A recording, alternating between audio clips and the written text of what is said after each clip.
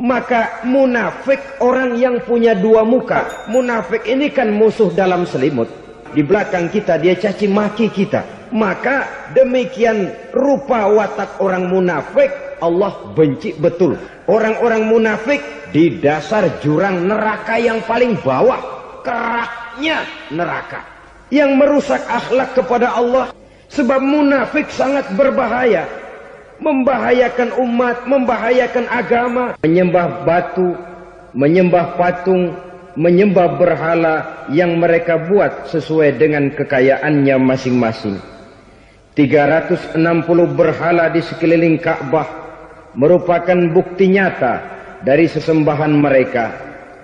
Yang kaya membuat berhala dari emas lalu disembah. Yang setengah kaya bikin patung dari perak lalu disembah. Yang hampir miskin bikin Tuhan dari kayu lalu disembah. Yang miskin benar tepung terigu diadonin lalu dibentuk seperti wujud seseorang kemudian disembah. Dan apabila selesai nyembah perutnya terasa lapar, Tuhannya habis dipretelin. Sepanjang sejarah kemanusiaan cuma masyarakat jahiliyah saja yang sampai makan Tuhan. Sesadis-sadisnya bangsa Indonesia belum pernah sampai makan Tuhan. Maka menghadapi manusia seperti ini, yang pertama dilaksanakan oleh Rasul memperbaiki akhlak mereka kepada Allah. Menanamkan la ilaha illallah, bahwa tidak ada Tuhan yang perlu disembah selain daripada Allah subhanahu wa ta'ala. Ini hakikatnya merupakan inti daripada ajaran Rasul-Rasul terdahulu. Kenapa? Seluruh Rasul bersumber dari satu sumber yang sama, yaitu dari Allah subhanahu wa ta'ala. Maka prinsip ajaran ketuhanan yang mereka bawa tentu saja sama. Nabi Adam mengajarkan la ilaha illallah. Nabi Nuh mengajarkan la ilaha illallah. Cuma tentu sambungannya Nuh Rasulullah. Nabi Ibrahim mengajarkan la ilaha illallah, Ibrahim Rasulullah. Nabi Musa mengajarkan la ilaha illallah, Musa Rasulullah.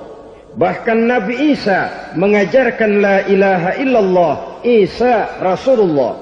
Dan Nabi Muhammad mengajarkan la ilaha illallah, Muhammadur Rasulullah. Akhlak manusia kepada Allah dengan menanamkan tauhid. Jadi kalau ingin berakhlak yang benar kepada Allah, jaga tauhid, pegang teguh akidah. Saudara-saudara kaum muslimin rahimakumullah, lawan daripada tauhid adalah kufur. Kufur bisa dua, bisa kufur iman, bisa kufur nikmat. Kufur itu sifatnya, kafir itu orangnya. Ada orang kufur iman, dan ini merusak akhlak kepada Allah subhanahu wa ta'ala. Kufur iman itu kadang-kadang bentuknya syirik, orangnya disebut musyrik. Kufur iman itu kadang-kadang bentuknya nifaq, orangnya disebut munafik. Kufur iman itu kadang-kadang bentuknya riddah, orangnya disebut murtad. Ini merupakan jenis daripada kufur-kufur iman dan tergelincirnya manusia daripada akhlak kepada Allah subhanahu wa ta'ala. Benar, di zaman sekarang kita tidak menyembah berhala. Memang di zaman sekarang kita tidak menyembah patung. Iya, kita tidak berkeyakinan Tuhan lebih dari satu. Tapi kadang-kadang akhlak kita kepada Allah sering lentur dan luntur, sering bergoyang dan tergoncang, sering kena erosi dan polusi.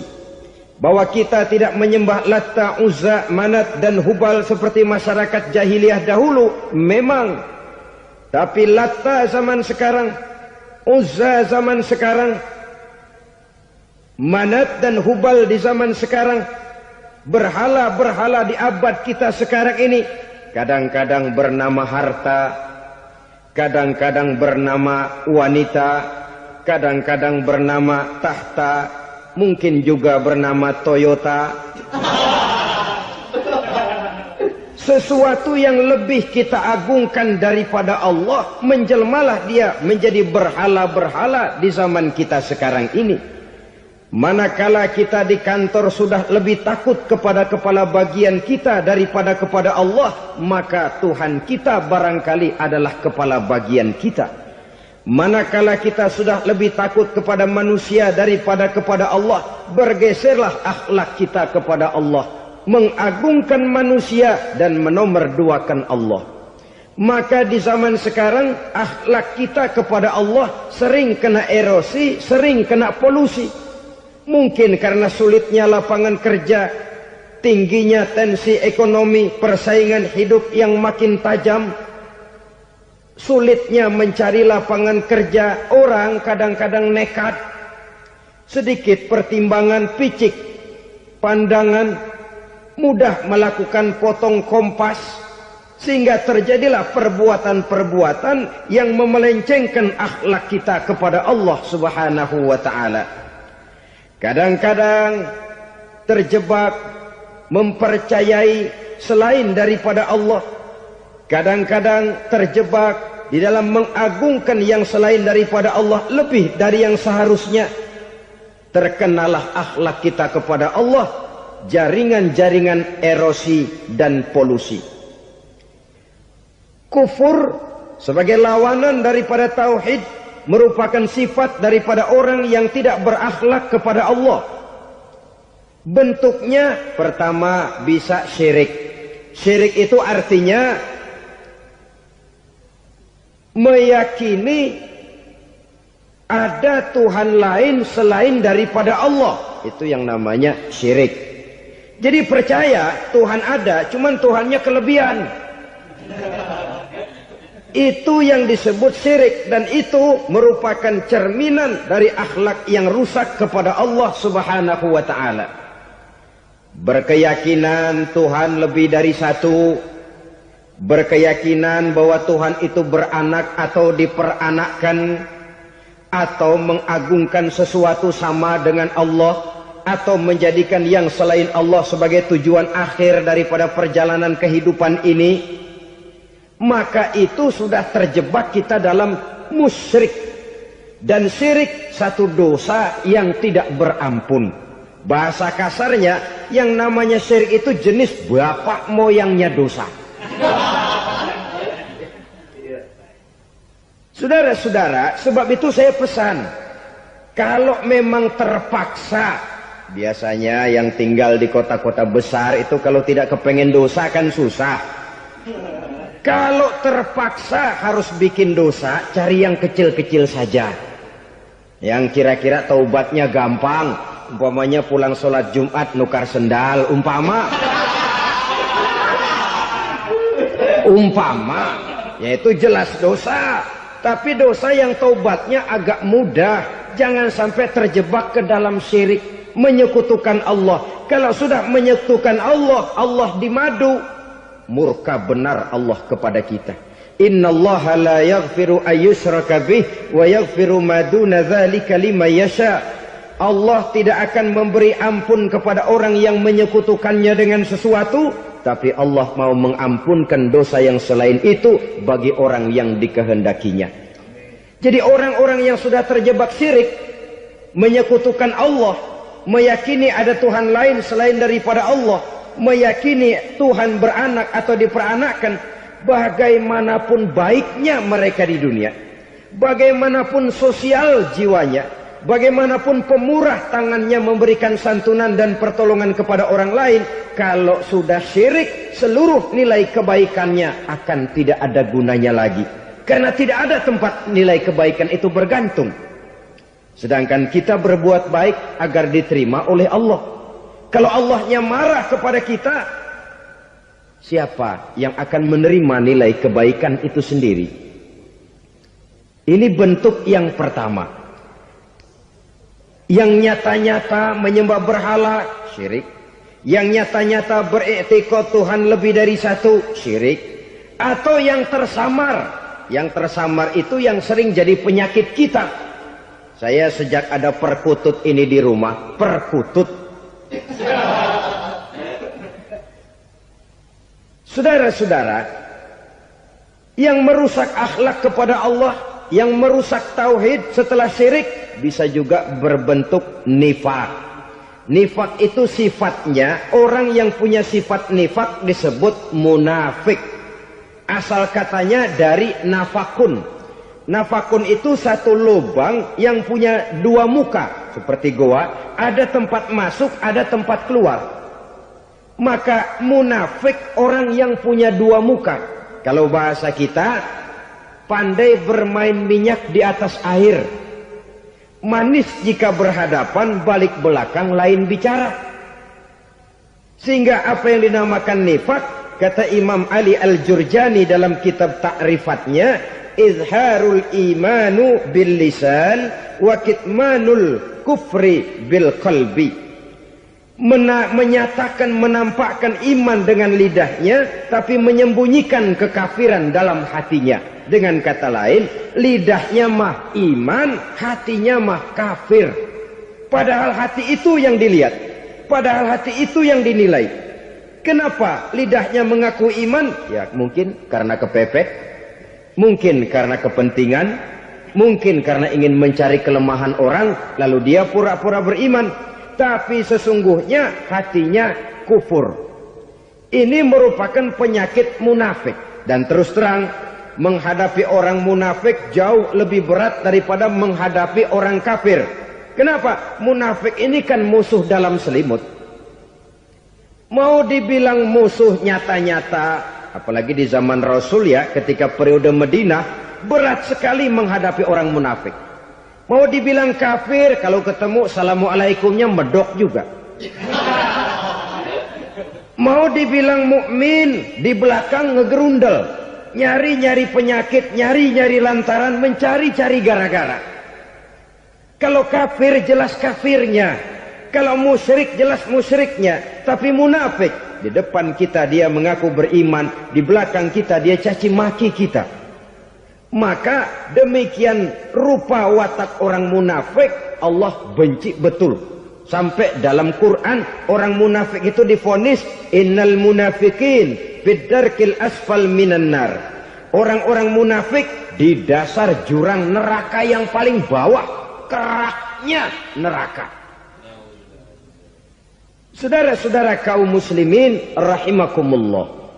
Sebab munafik sangat berbahaya. Membahayakan umat, membahayakan agama. Di depan kita mereka ngaku pura-pura beriman.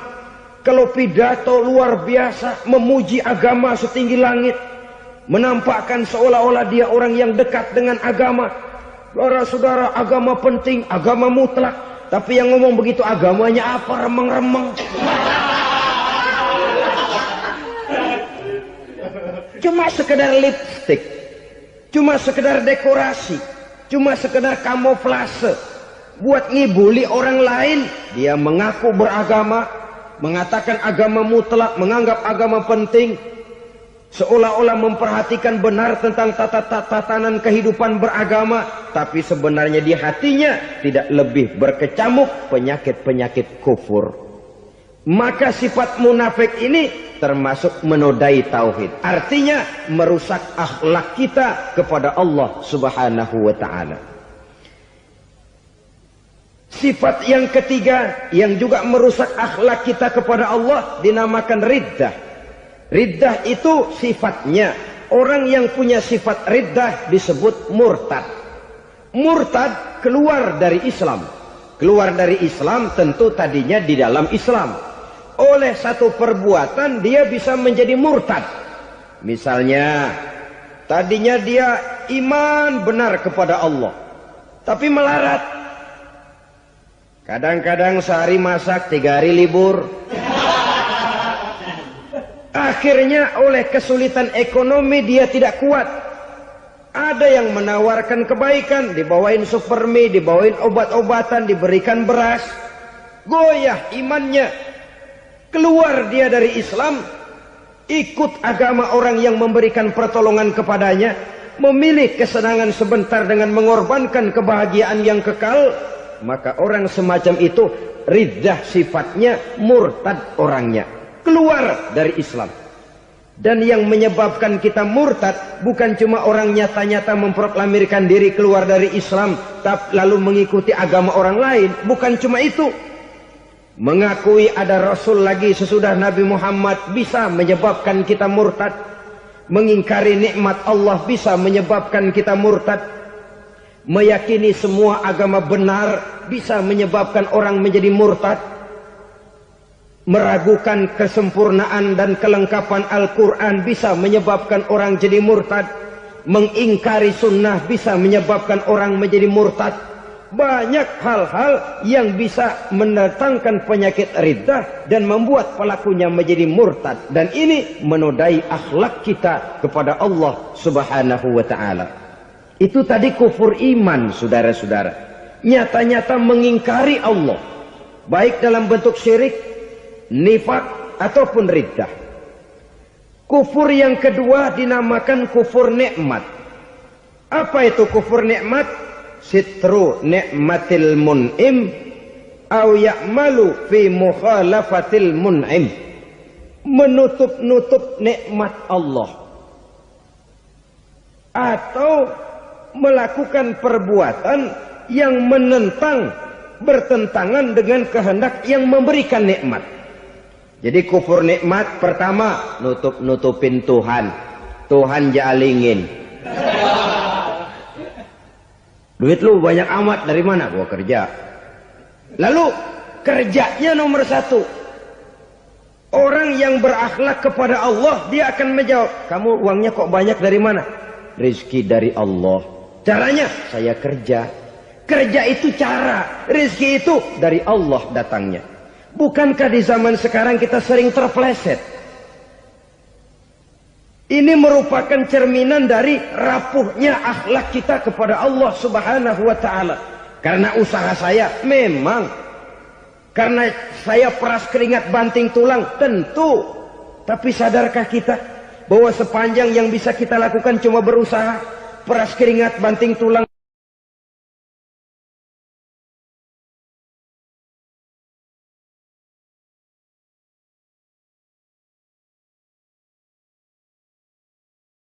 soal rizki, soal jodoh, soal maut, kitakah yang mengatur? Kitakah yang menentukan? Subhanallah. Manusia sungguh tidak berdaya menghadapi tiga hal paling pokok ini. Rezeki, kita cuma bekerja. Kitakah yang menentukan? Tidak. Kita berusaha saja, rezeki belum pasti dapat. Apalagi kalau kita tidak berusaha. Jangan terjebak dalam fatalisme. Belum perang udah nyerah. Emang dasar rezeki datangnya dari Tuhan, nggak usah kerja, dan ntar juga kalau dia datang. Dari mana datangnya? Kerja saja belum tentu dapat rezeki, apalagi kalau tidak kerja.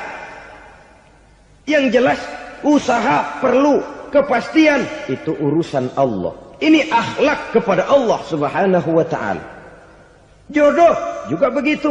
Kita berusaha, kita berupaya, Allah menghendaki lain jadinya. Maut juga begitu. Siapa sih yang pengen ngadepi maut? Siapa sih yang pengen mati? Siapa sih yang pengen ketemu malaikat Israel? Tidak seorang pun kalau ditanya, kecuali mereka yang putus asa ya. Kalau otaknya masih normal, mau mati mesti belakangan dulu dari dikit. Tapi yang satu itu, saudara, kalau dia sudah datang, tenaga mana yang bisa menolak? Kalau dia sudah berkunjung, kekuatan mana yang bisa menghindar? Kalau dia sudah ingin bertemu, kemana kita bisa melarikan diri? Manusia sepanjang yang dia lakukan hanya berusaha, tapi kepastian, ketentuan dari Allah Subhanahu wa ta'ala. Orang yang kufur nikmat, nutupin Allah. Dia merasa rezekinya adalah mutlak peras keringatnya. Seolah-olah Allah nggak punya peranan apa-apa di situ. Oh, ini kan saya bisa rumah begini karena saya kerja keras.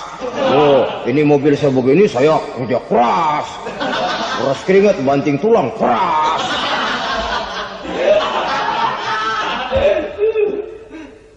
Saudara-saudara kaum muslimin rahimahkumullah.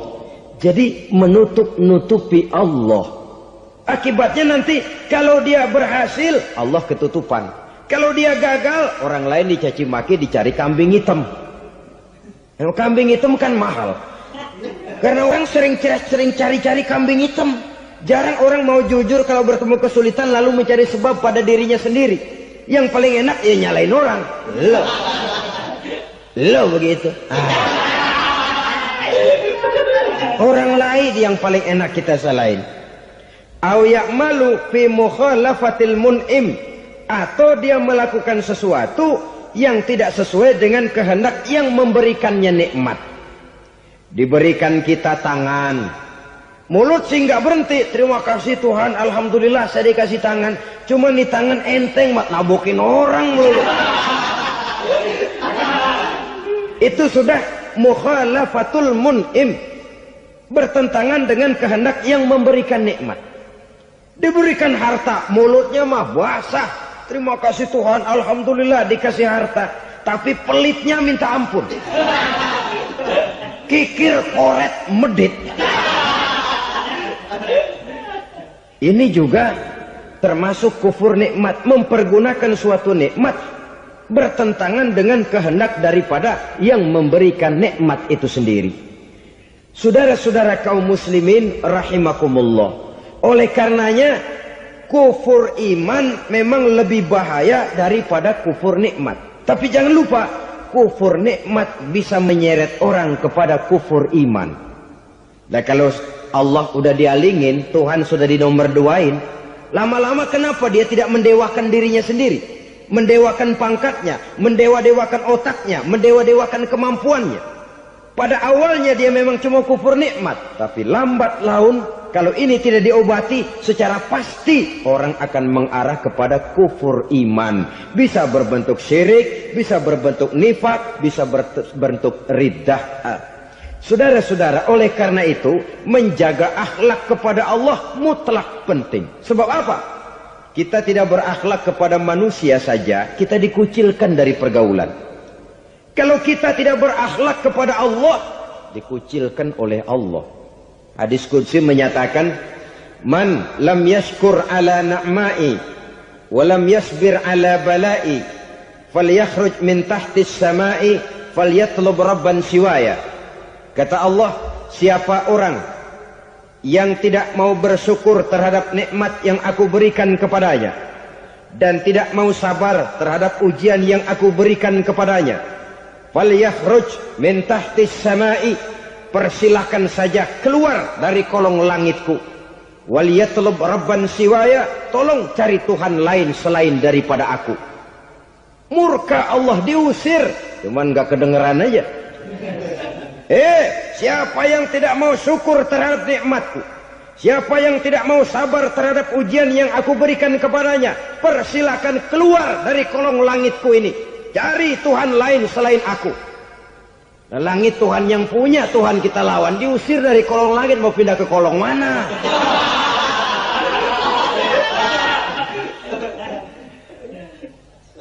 Jadi jangan merasa kufur nikmat kan enteng. Iya, kelihatannya begitu, tidak sebahaya kufur iman. Tapi kufur nikmat ini merupakan anak tangga yang kalau kita sudah mulai naik, kita akan naik terus sampai kepada tingkat di mana kita mengalami kufur iman. Kalau sudah ke sana, maka akhlak kita kepada Allah terkenalah erosi, terkena polusi, hancur akhlak kepada Allah. Dan itulah sumber kesengsaraan abadi. Kalau cuma kita tidak berakhlak kepada manusia, barangkali resikonya cuma kehidupan di dunia ini. Mungkin juga ada kehidupan akhirat. Tapi kalau sudah tidak berakhlak kepada Allah, dunia akhirat kita rugi dan celaka. Maka pada kesempatan ini saya mengajak, marilah jaga baik-baik akhlak kita kepada Allah. Satu kali kita bertauhid, sampai mati kita bertauhid. Satu kali la ilaha illallah, jangan tergelincir lagi kita keluar daripada kalimat itu. Satu kali kita bertuhankan Allah, jangan bertuhan yang lain selain daripada Allah. Jangan sekutukan Allah, jangan samakan Allah dengan sesuatu, jangan mengangkat yang lain sama agungnya dengan Allah. Sebab dengan demikian kita seolah-olah sudah mengotori akhlak kita kepada Allah Subhanahu wa taala. Saudara hadirin yang saya hormati, jadi oleh karenanya akhlak kita kepada Allah merupakan basis daripada kehidupan beragama. Kalau itu sudah mulai rapuh, mulai terkena erosi dan polusi, mulai rusak, dikhawatirkan nanti nilai ibadah kita kepada Allah juga akan turut ambruk karenanya. Saudara-saudara kaum muslimin rahimakumullah, tugas yang kedua memperbaiki akhlak manusia kepada sesama manusia. Kita tahu Islam sesuai dengan namanya adalah agama damai. Maka akhlak manusia kepada sesama manusia menempati porsi yang penting dalam kehidupan beragama. Bagaimana seorang muslim bergaul, bertata krama terhadap sesama manusia. Mari kita lihat lebih jauh persoalannya. Untuk memudahkan pembicaraan dari kacamata agama, kita kelompokkan saja manusia itu dalam dua. Pertama yang seiman dan yang kedua yang tidak seiman. Yang tidak seiman itu kita sebut saja kufur atau kafir. Nah, kepada yang kafir pun kita diajarkan untuk berakhlak. Apalagi kepada yang memang nyata-nyata seiman, sekeyakinan, seakidah. Kemanapun Islam datang, ke negara manapun ia masuk, ia tidak menaburkan kerusakan. Jadi tidak benar kalau orang pernah itu menggambarkan, saking sentimennya seorang orientalis pernah menggambarkan Nabi Muhammad di tangan kirinya Quran, di tangan kanannya pedang.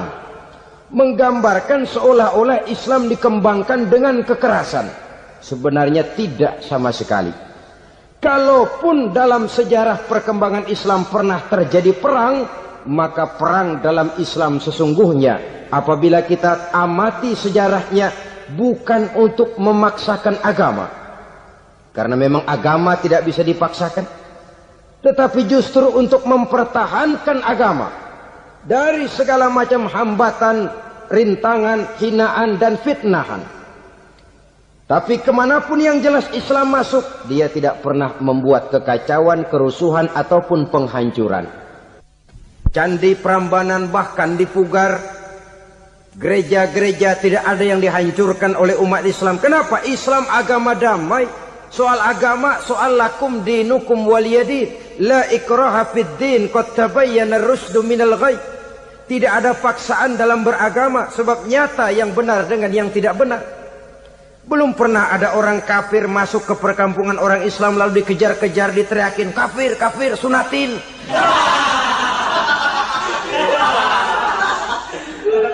Belum pernah. Kenapa? Islam menghormati orang lain agama. Nah, yang kafir ini macam-macam saudara. Ada kafir harbi. Nah, ini kafir kerok. Ini kafir yang nyata-nyata memproklamirkan permusuhan kepada umat Islam. Nyata-nyata mengganggu ketenangan umat Islam.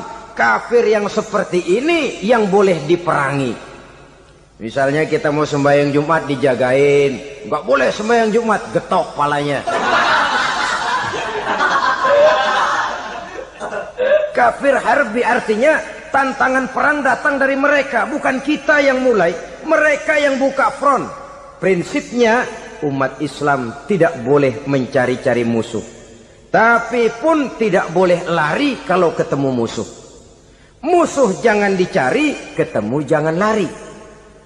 Karena itu kesan seolah-olah umat Islam ini teroris, umat Islam ini destroyer, umat Islam ini sering menimbulkan keonaran, kerusakan. Sungguh satu fitnahan yang sangat keji. Umat Islam adalah umat yang cinta damai. Islam di masa perkembangannya masuki Eropa melalui Selat Gibraltar, Jabal Tariq, memasuki Spanyol. Islam tidak pernah meruntuhkan gereja. Islam tidak pernah membunuh orang-orang Nasrani. Bahkan Islam mewariskan peradaban dan kebudayaan yang begitu tinggi nilainya di bidang ilmu pengetahuan. Sampai ketika itu Barat banyak mengkaji ilmu pengetahuan dari dunia Islam.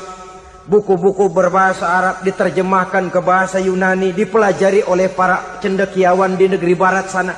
Mereka mengambil manfaat yang banyak dari masuknya Islam ke Eropa. Sementara gereja tetap berdiri dengan megahnya. Kuil-kuil tempat peribadatan tidak satupun yang diusik-usik. Kenapa? Islam agama yang cinta damai. Asal dia tidak diganggu, asal kehormatannya tidak dihinakan. Jadi kafir harbi, kafir yang nyata-nyata nantang perang, ngajak berkelahi. Itu kafir yang nyari penyakit. Kafir harbi ini boleh diperangi dengan catatan mereka yang memang mulai. Yang kedua, kafir zimmi. Kafir zimmi, kafir yang hidup di tengah mayoritas muslim, tapi mereka mau hidup dengan aman, damai, tenang. Mereka wajib dilindungi. Bahkan Nabi pernah memberikan satu jaminan, man aza zimmiyan faqad azani. Siapa yang mengganggu orang kafir zimmi sama saja dengan mengganggu saya. Kehormatannya dijaga, harta bendanya dilindungi, anak istrinya pun dilindungi. Dan ini jadi kenyataan. Saudara bisa lihat di negara-negara yang mayoritas penduduknya beragama Islam, orang-orang kafir di luar Islam hidup dengan tenang, aman, damai. Di Saudi Arabia, di luar tanah haram, di luar Mekah dan Madinah, banyak orang-orang kafir mencari nafkah. Mereka tenang, aman, dilindungi undang-undang. Begitu di Mesir, begitu di negara Indonesia yang berdasarkan Pancasila ini. Kehidupan beragama menimbulkan gairah, rukun, tenang, aman, damai, sepanjang tidak saling ganggu, tidak saling usik, menghargai orang yang sudah beragama, tidak menjadikan penganut suatu agama sebagai sasaran dari dakwah agama lainnya. Saudara-saudara kaum muslimin rahimakumullah. Jadi memang oleh Al-Quran kita dianjurkan asyidda 'alal kuffar ruhama bainahum. Tegas kepada orang kafir, kasih sayang kepada sesama muslim. Tapi tegas bukanlah berarti marah-marahan, bukan berarti musuh-musuhan, bukan ngajaki perang. Tegas dalam arti punya garis tentang kehidupan beragama, lakum dinukum waliyadin. Soal kehidupan sosial, mari kerjasama.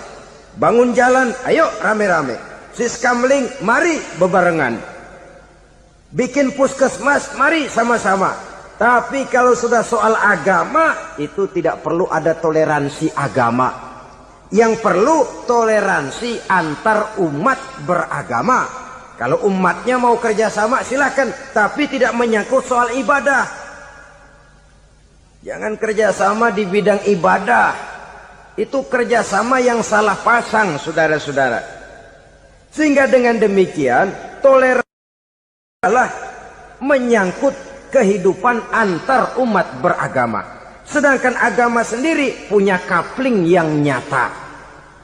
Sehingga dengan demikian tegas kepada orang kafir dalam arti kita punya satu kepribadian. Tidak ngambang. Nggak lalu kalau ditanya orang, sebenarnya agama lu apa sih? Gua mah gimana musimnya aja. Agama pakai musim kayak rambutan.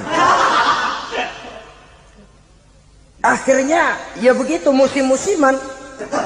Ke masjid kelihatan, ke gereja hayo, ke candi nongol, ke apa? Bingung malaikat bagaimana nyatetnya nih bocah ini. Di mana aja ada.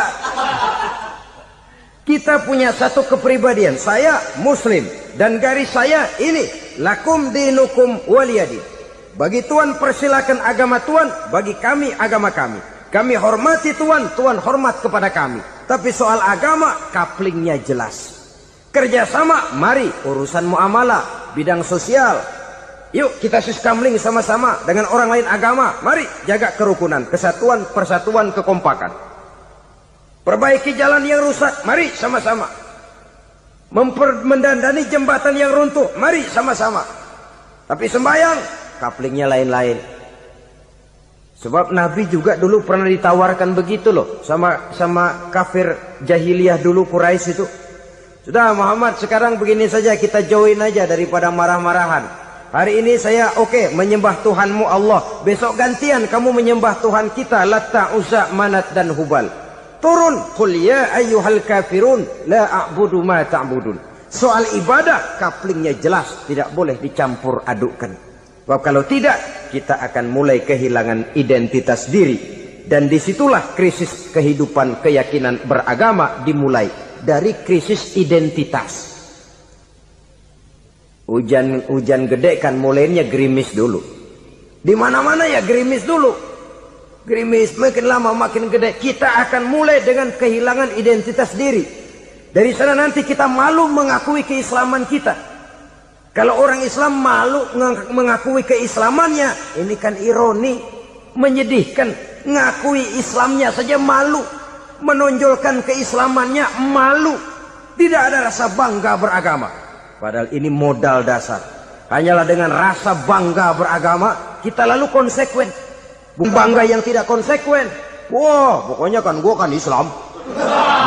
Agama yang paling benar. Tapi hidupnya sendiri jauh dari tuntunan Islam. Itu bangga yang tidak beralasan. Bangga yang tidak perlu dibanggakan sebenarnya. Kebanggaan yang membuat kita konsekuen dan dekat dengan kehidupan beragama. Jadi dengan demikian saudara-saudara, kepada non-muslim kita juga harus berakhlak. Bukankah ini sudah dicontohkan oleh Rasul? Bagaimana beliau disambiti orang di Taif, yang menyambiti malah didoakan. Bagaimana Suraqah mau membunuh beliau, malah Suraqah didoakan. Bagaimana Abu Jahal dan Abu Lahab saking mangkalnya. Ini Abu Jahal pernah gali lubang di kamarnya sendiri, di depan tempat tidurnya. Setelah dia gali lubang, ditutupin pakai keraras korma. Lalu dia tarik selimut, belagak meriang. Dia pesan pesuruhnya, bilangin Muhammad, encangnya meriang. Pamannya sakit, minta ditengokin. Nabi dengan segala husnuzonnya berangkat nengokin. Abu Jahal dari balik selimut ngintip. Itu dia Muhammad, itu dia tuh. Dia tuh masuk Dani, masuk. Mulai dia jalan, senang Abu Jahal. Terus dah. Begitu ke pelosok, masuk ke lubang, gue pendem terus lalu. Memang niatnya mau mencelakakan Nabi. Sudah tinggal beberapa langkah lagi Nabi akan berjalan ke arah lubang itu. Malaikat Jibril ngasih tahu, Muhammad, Abu Jahal pamanmu cuma pura-pura sakit. Di depan tempat tidur itu ada lubang sudah dia gali untuk menjerumuskan kamu. Sudah balik pulang. Balik badan Nabi. Sudah hampir mau melangkah, kakinya malah muter pulang. Abu Jahal yang ngelihat Nabi sudah hampir jatuh nggak jadi, balik pulang. Lupa kalau lagi sakit. Udah Muhammad buruan sini. Ke pintu dia kejar. Dia lupa sama lubang yang dia gali. Begitu dia kejar, dia yang ke pelosok masuk ke dalamnya. Sejak saat itu ada pepatah, man hafara hufratan waqa'a fiha. Siapa yang suka nggali lubang, dia sendiri bakal terpelosok ke dalamnya. Jatuh dia ke lubang yang dia gali. Padahal ya paling banter 2 atau 3 meter paling dalam. Dari dalam lubang itu dia teriak-teriak, Muhammad, tolongin, pamanmu kecebur. Kasih tahu Muhammad, kasih tahu, datang lagi lah pesuruhnya. Muhammad, pamanmu Abu Jahal kecebur, minta tolong diangkatin. Sudah diulur tambang, habis sambung lagi, nggak bisa sampai. Masa iya, cuma kamu yang bisa nolong. Apa yang dilakukan Nabi? Balik mau nolongin. Akhlak. Kita kalau ada orang gali lubang buat nyeburin kita, dia sendiri yang kecebur. Gorok gua kagak lemin loh. Mati sekalian dah. Nabi mah enggak, balik nolongin tuh Abu Jahal. Kenapa paman kecebur? Iya Muhammad, tolong, tambang udah diulur-ulur, sambung-sambung nggak sampai. Aduh kasihan paman, nih pegang tangan saya. Nabi cuma ulurin tangan, nyampe dipegang oleh Abu Jahal. Diangkat ke atas. Nyampe atas, apa kata Abu Jahal? Tambang bergulung-gulung nggak nyampe, kamu cuma pakai tangan doang kok bisa Muhammad, hebat banget sihirmu. Mukjizat dia bilang sihir, udah ditolongin nyelak lagi, kan yang enak kita injak palanya.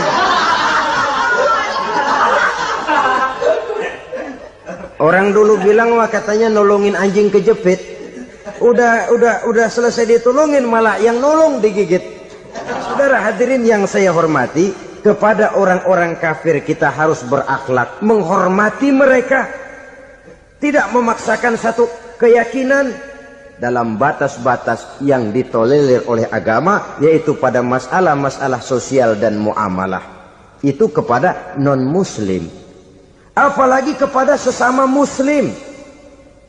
Baik akhlak kepada orang tua, akhlak kepada guru, akhlak kepada jiran atau tetangga, itu semua termasuk dalam akhlak kepada sesama manusia.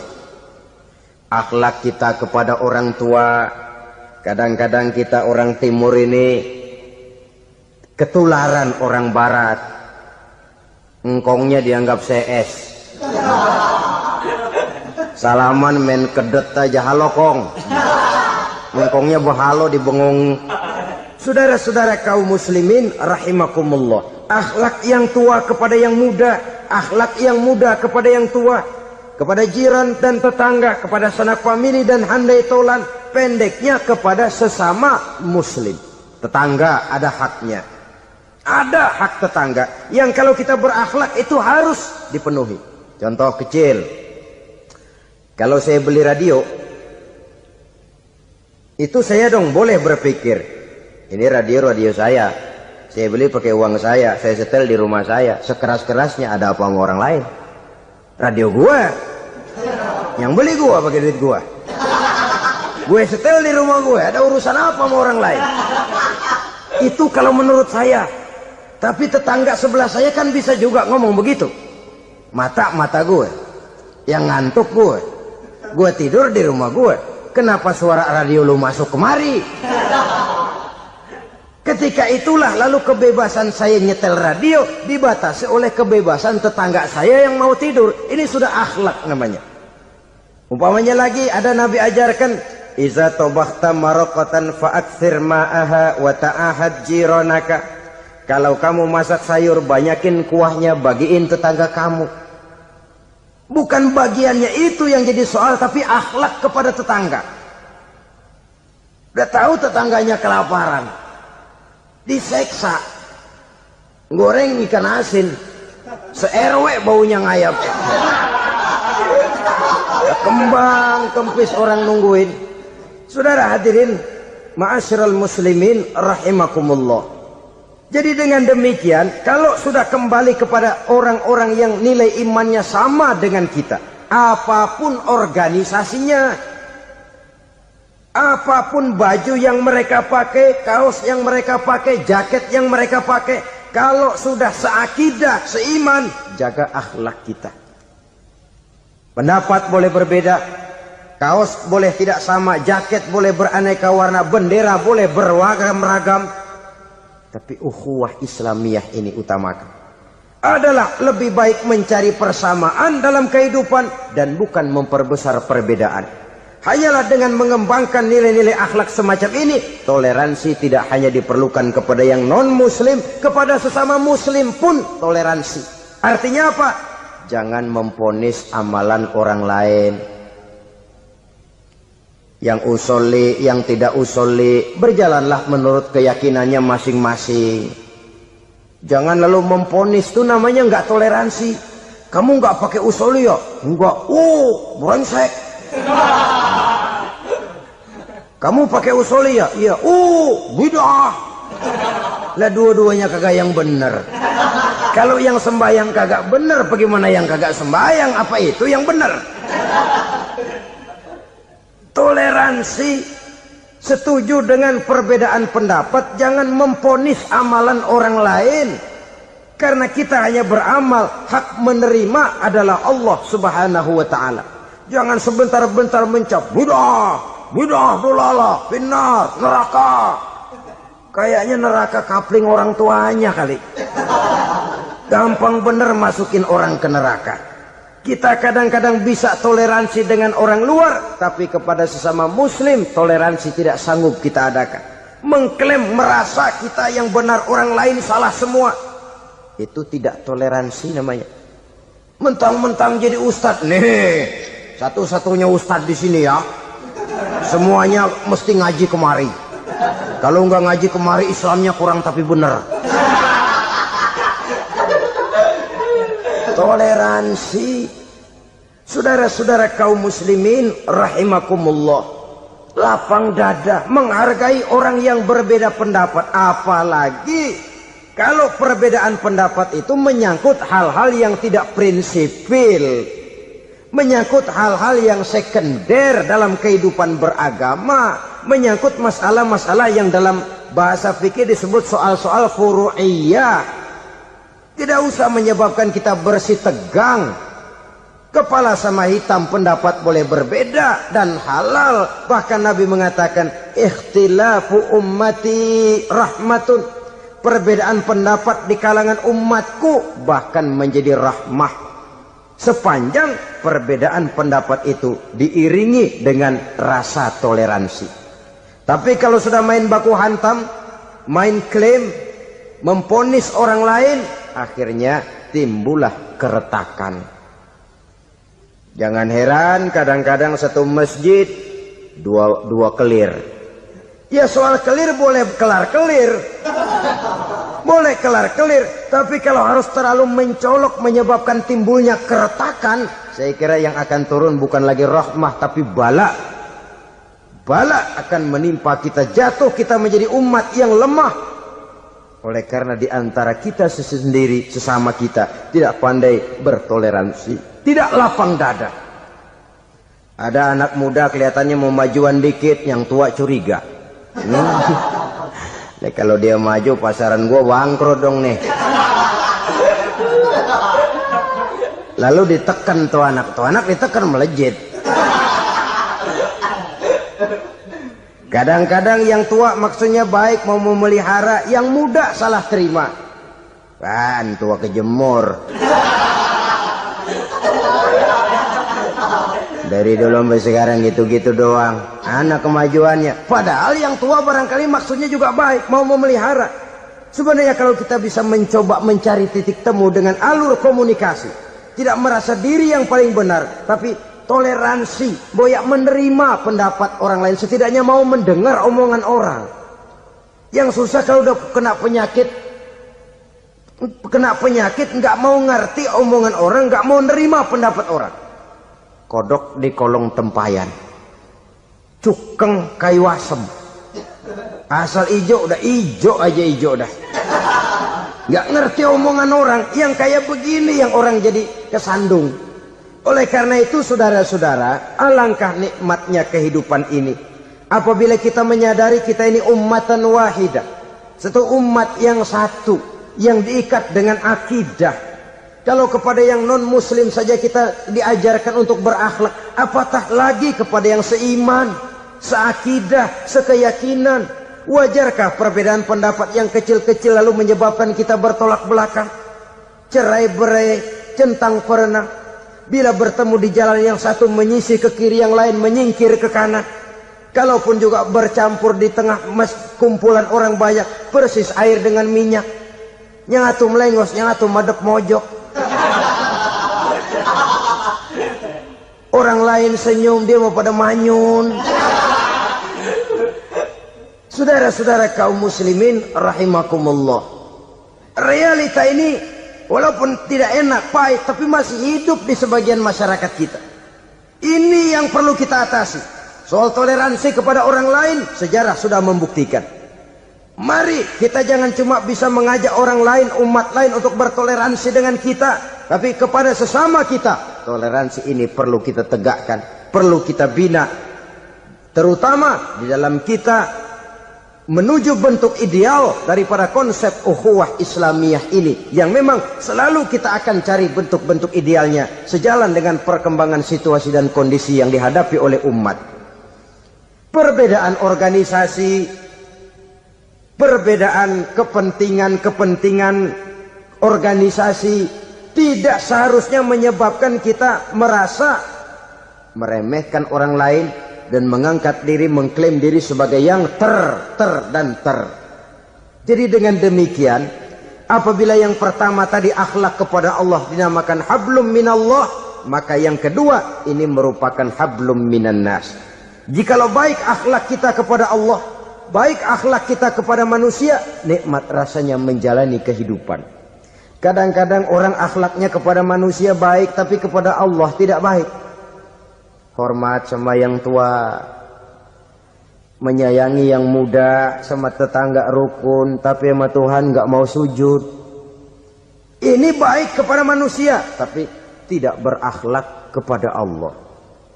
Atau sebaliknya, sujudnya sama Allah mah tekun, bener, khusyuk, bahasanya juga fasih, luar biasa. Tapi sama manusia sombong, takabur, ujub, merasanya dia doang yang paling benar. Sebab iblis itu ya, itu kadang-kadang datang lewat hati, dan memang selalu markasnya di situ. Kalau dia tidak bisa menggoda kita dengan yang lain, dia tumbuhkan sifat ujub. Dia bisikin, wah, memang di kampung ini yang paling banyak ibadahnya ente. Yang lain mana, lihat tuh kerocok semua.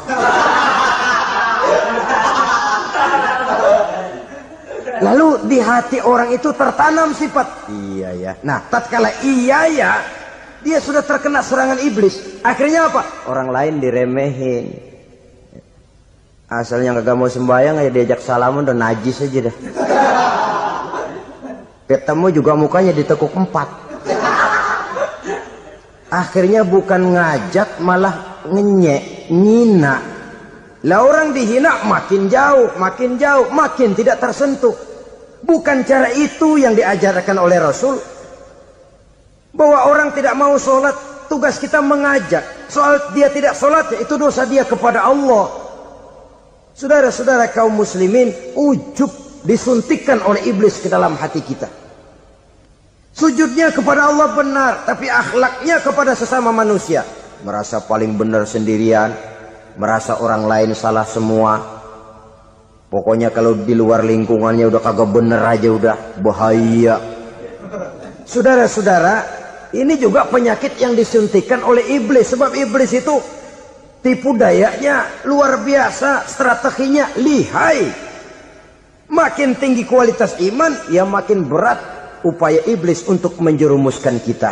Karenanya saya mengajak, marilah kita bertoleransi. Baik kepada non-muslim, lebih-lebih lagi kepada sesama muslim yang kebetulan berbeda baju, berbeda kaos, berbeda organisasi, lain bendera yang dibawanya.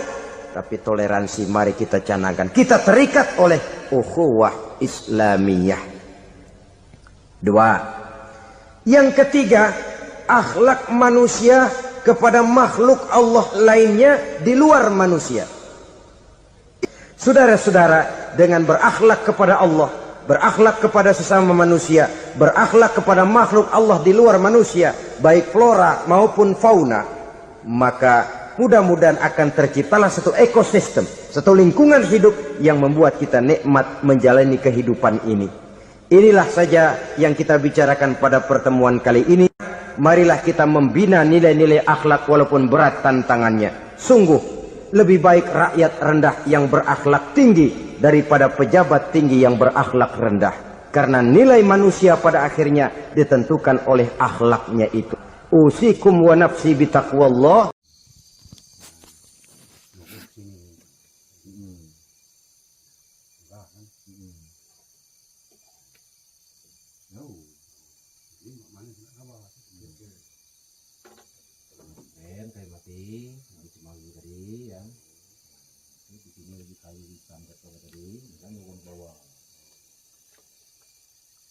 Dia mengibaratnya aku taruhan di segi rundingan karhan gitu nemuannya makin gitu. Jadi sama dia ngomong dari awal duka itu seta ibaratnya kan di depan happy gitu. Tahu ini suka. Aku paham dari pertama kan aku juga itu menurut itu ngejauh nah jadi ibaratnya kalau aku ngalah tuh dari bawah dari perundingan karhan ya ibaratnya maksud itu deh mana mesti jadi sih tapi jangan meluas bawah dari semagai kayu mati kan melincong itu sini. Nah, sampai keluar melincong gitu.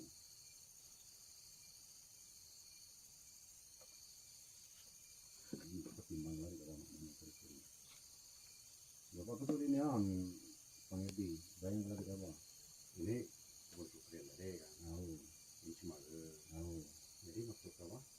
Dari Semanggi ini Semanggi maka kayu di sini kan. Nah, dari kayu di sini tadi kayu ikan bakar tadi luas tuh mbak. Berarti itu melincong dikit. Luas sama ini, luas. Nah, dari kayu mati ke Semanggi luas. Oh, Dari Semanggi ini ke kayu mati tadi kan. Kan lah kan melincong itu. Nah, dari kayu hitam tadi lagi luas tuh mbak. Nah, ini luas nih. Dia luas tuh mbak nih. Luas kalau mbak ini. melincong sana maksud apa? Tahu. Sampai keluar itu jangan di sini belum tadi. Mulai kerja. Ini cuma ini kayak kecil dari. Jadi maksud apa nambah itu? Tahu. Masih kena tengok so. Itu tengok. Bisa dibatang Semanggi. Batang Semanggi langsung berisikan baik dong gitu lah. Bisa di kayu mati Semanggi tadi kan. Melincong itu. Salah sampai kemana ke mbak tuh sampai keluar. Nah, dia memang ke kabaretnya salah. Mana?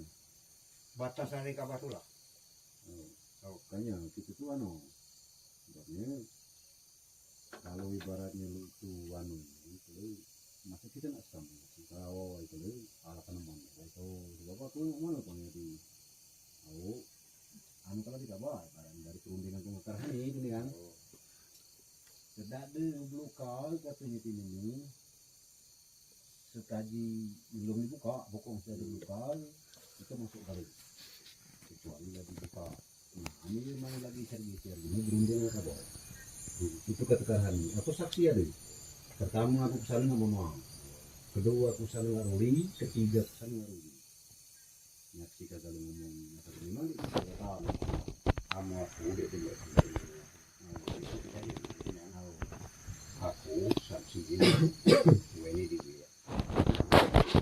Buat jadi kurang, menurut saya aku di sawah. Anu mana ya? Tahu. Kan di tangannya kan.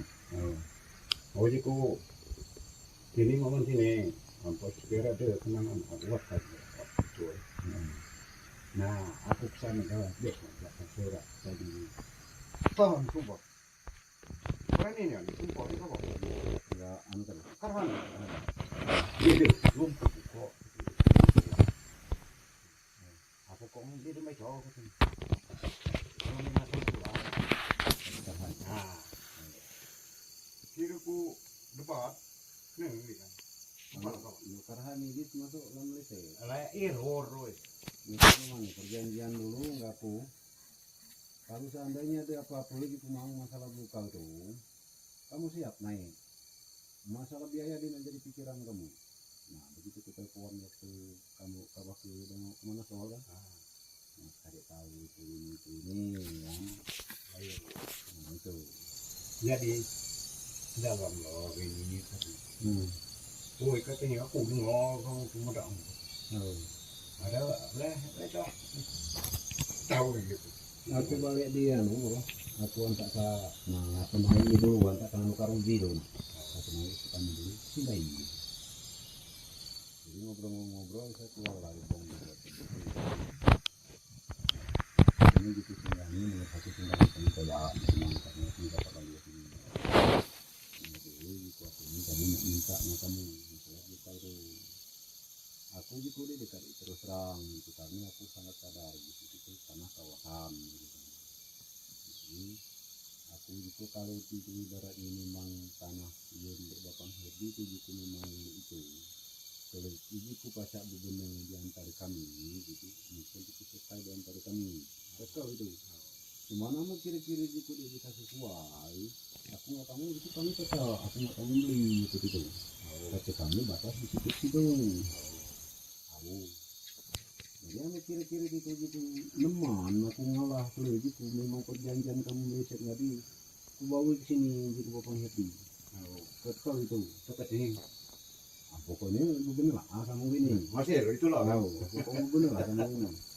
Itu aku terus terang itu. Aku bacain bayarnya kamu itu sampai ambil duit junon untuk ini bayar buka itu. Pulang aku ya. Kalau kemudian mulai dari wilayah dalam surat tuh sampai batas sukre. Dari wilayah ke ayat bekasan sampai batas sukre.